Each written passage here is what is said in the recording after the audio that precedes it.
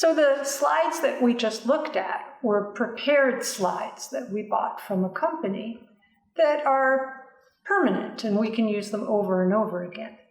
But we often in science make slides of new things, and one technique that we use is called a wet mount. So what we're going to do is make a wet mount of some hair. This is going to be our wet mount, and it has a cat whisker, one of my gray hairs, one of my brown hairs, a donated blonde hair, and a donated dark brown hair. So we're going to look at those under the microscope and get a sense of sort of the colors and what they look like, and see if you can tell which is which. But the technique is important to know something about. So because these are hairs, I'm going to temporarily disrobe my hand.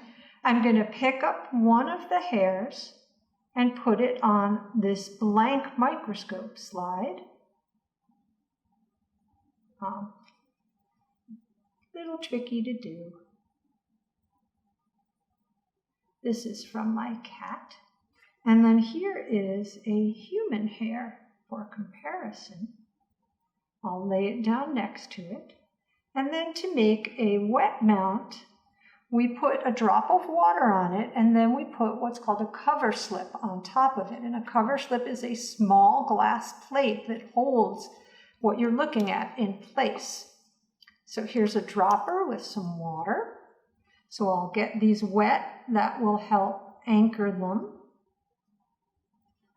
on the glass of the slide.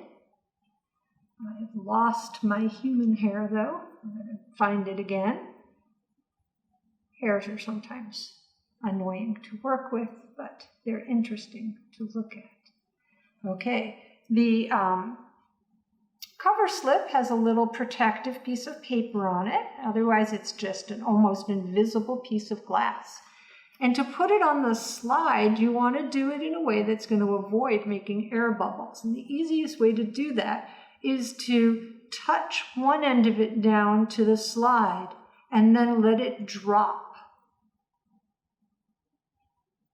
There we go. That was pretty nicely done. Now we're going to look at this under the microscope.